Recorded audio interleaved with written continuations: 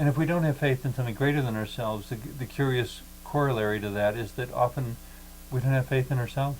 Well, I think that's where it starts. I believe it starts with that lack of faith in ourselves, lack of trusting ourselves, lack of courage. So you would say that the people who can't trust others, who can't trust life to provide for them, who can't trust that there will be enough of whatever is needed, generally can't trust themselves. I believe it starts with that lack of trust of themselves. They don't trust their own emotions. They don't trust their own interpretation of the world around them, and so consequently it leaks out. You know, that lack of trust in here leaks out, and of course they will attract things, people, circumstances that match that lack of trust. If they expect people to take advantage of them, they will find those few who will. Which is not, there's a lot of people talking about the law of attraction these days. Don't get me off on that. Just a couple brief comments, because I want to put some qualifiers around it. Okay, good. Because the way I hear people talking about the law of attraction seems to be that they want it to be the next magic wand. Yes, of course. Yes, and that's the way they're treating it. This is going to solve everything. Yeah. Not exactly. Mm. You know, which says to me there are times when you attract, by focusing on good, you attract good to yourself, and there are times when you focus on good and it doesn't come. That's right. And there are times when you focus on bad things and you are interrupted by something wonderful. That happens all the time. And so the bottom line to me is that life is not predictable. And it's not controllable either. And it's not controllable. Right. All that being said, for whatever good it might do, pay attention to what you're thinking about. And if what you're thinking about is in fact doing anything to put you in the wrong place at the wrong time,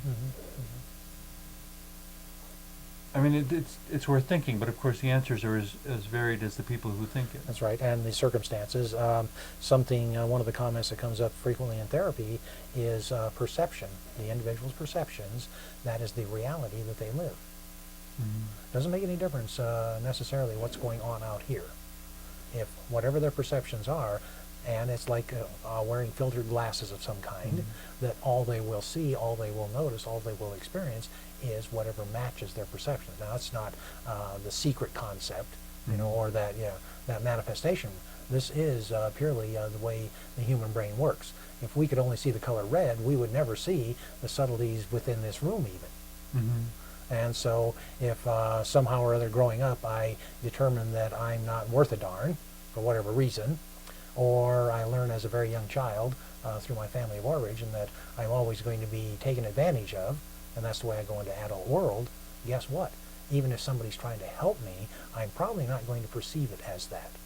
I will twist that in my own mind to be something other than what they intended. But I would suggest that if it's coming from your own self-sabotaging belief, that you should be able to reflect on the progression of incidents and identify what it was you did or said or thought that caused it.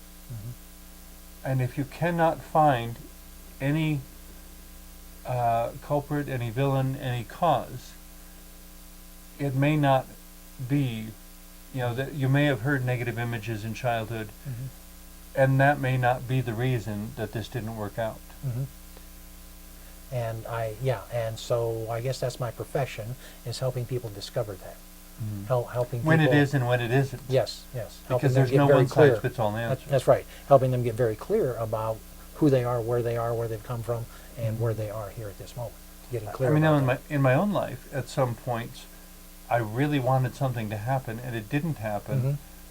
And I could have told myself it's because of how much I was rejected when I was a child. Oh, could have easily, yeah. Except that wasn't the point at all. Because in retrospect, I would say the reason it didn't happen is because my life needed to go somewhere else. And if I had been given that opportunity, that resource, that connection, I never would have got to this other place. It would have stopped everything else from happening. Right. You would be somebody different today.